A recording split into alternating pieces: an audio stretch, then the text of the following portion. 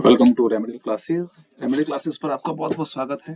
इस चैनल पर आपको इंग्लिश ग्रामर से रिलेटेड वीडियोस आपको देखने को मिलते हैं। ठीक है, तो जो हमारे टॉपिक हैं, क्लास 9th है, 8th है, 10th है या 11th 12th है, उससे रिलेटेड टॉपिक आपको देखने को मिलेंगे। और जनरली आप जो इंग्लिश अगर बोलना जो है सीखना चाहते हैं तो उससे रिलेटेड वीडियो भी आपको देखने को मिलेंगे। तो अभी हमारी जो ये सीरीज चल रही है करंट, वो है correct form of the verb, यानी कैप फिलिंग जो होती है टेंस से रिलेटेड है। तो शुरू करते हैं आज की क्लास।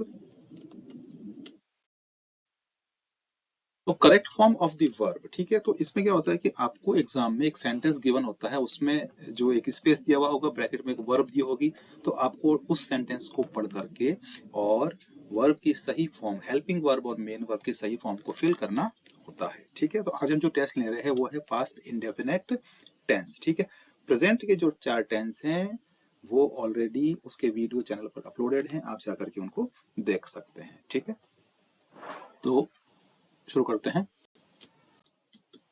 तो सबसे पहले हम ये देख लेते हैं कि जो पास्ट इंडेफिनिट टेंस है, हिंदी में उसकी पहचान क्या है। तो हिंदी के वाक्यों के में इसमें क्या होता है कि जो वाक्यों के अंत में जो क्रिया दी हुई होती है उसमें हमें आ ए ई की साउंड आएगी, ध्वनि आएगी, है ना।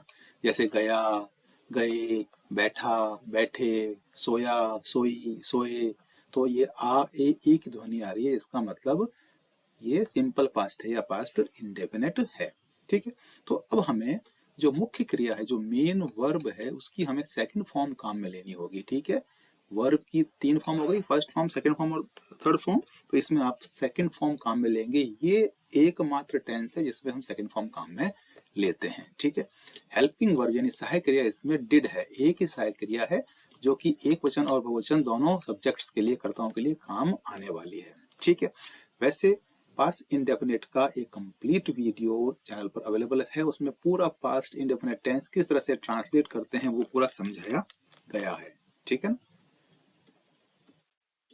तो अब सबसे पहले एक बार देख लेते हैं कि अब जो हमें एग्जाम में जो क्वेश्चन दिया हुआ रहेगा, ठीक है, सेंटेंस हमको गिवन होगा, उसमें स्पेस दिया हुआ होगा, ब्रैकेट में एक वर्ब होगी, तो हमें ये सेकंड फॉर्म का यूज कब करना है और डिड का यूज कब करना है।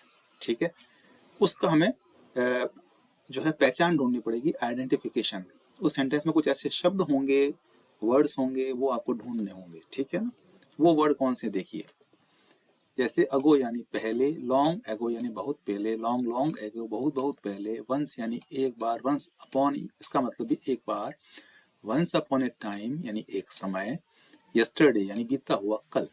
ठीक है, लास्ट के साथ में जैसे last day, last week, last month, last year, last day, last week, इस तरह से आ रहा है। ठीक है, तो जो गुजरा हुआ दिन है, पिछला दिन, पिछला सप्ताह, पिछले महीने, पिछले साल हमने ऐसा ऐसा किया। ठीक है, इसी तरह से प्रीवियस वर्ड भी हो सकता है जिसका भी अर्थ वही है, पिछला, previous day, previous week, previous month, previous year, previous Sunday, last Monday, इस तरह से। तो ये आपको कुछ वर्ड्स आपको सेंटेंस में ढूंढने होंगे। अगर ये वर्ड्स अगर हैं तो आपको जो है इसमें past indefinite tense, past indefinite का मतलब हो गया सेकंड फॉर्म, और हेल्पिंग वर्ब जो है वो डिड का प्रयोग करना है, वो डिड का प्रयोग करना है।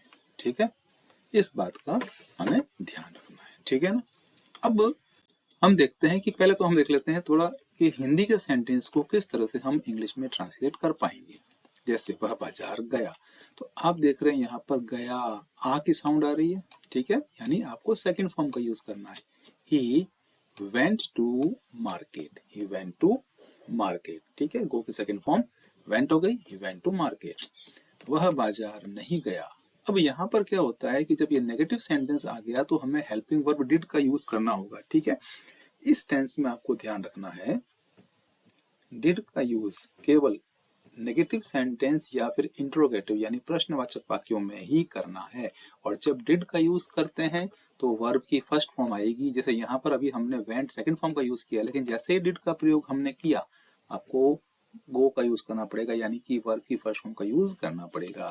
तो ये हो जाएगा ही डिड नॉट गो, तो अपन ने यहाँ पे क्या किया, इस गो का यूज किया है, यानी फर्स्ट फॉर्म का यूज किया है। ठीक है, क्या हुआ बाजार गया, ये एक इंट्रोगेटिव यानी प्रश्नवाचक वाक्य है।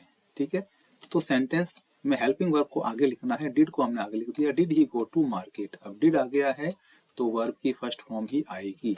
Did he go to market, verb की फर्स्ट फॉर्म लगा, डिड के साथ में वर्ब की फर्स्ट फॉर्म, डिड के साथ में वर्ब की फर्स्ट फॉर्म, इस चीज को आप याद रखें। ठीक, क्या वह बाजार नहीं गया, did he not go to market, ऐसा लिख सकते हैं, या फिर didn't he go to market. यहाँ पे हमने क्या किया, नॉट को साथ लिख दिया है एक शॉर्ट फॉर्म के रूप में, didn't he go to market या did he not go to market, बात एक ही है, क्या वह बाजार नहीं गया। तो ये तो हो गया ट्रांसलेशन हिंदी से इंग्लिश में। ठीक है, अब आते हैं मेन टॉपिक पर। ठीक है, ये केवल आपको जस्ट एक छोटा सा इसको इंट्रोडक्शन दिया है, इसका कंप्लीट वीडियो चैनल पर अवेलेबल है। ठीक है, अब देखिए, जैसे ये सेंटेंस हमारे सामने है, तो हमें क्या करना होगा, जो भी जैसे अभी हमने 4 टेंस पहले प्रेजेंट के कर चुके हैं, उनमें भी हमने कुछ ऐसे वर्ड्स बताए थे, हमने पहचान बताई थी, उनको हमें अलग अलग याद कर लेना है। ठीक है, अब यहाँ पर हमने देखा कि यहाँ पर जो वर्ड दिया हुआ है ये अगो यानी पहले, तो इस वर्ड का मतलब ये हुआ कि जो ये ब्रैकेट के अंदर जो आपको ये वर्ब गिवन है, ये इसकी आपको यहाँ पर सेकंड फॉर्म लिखनी है। तो क्या हो जाएगी, सी की हो जाएगी saw, I saw the bus living a few minutes ago. ठीक है ना, तो इसकी सेकंड फॉर्म आ गई सॉ।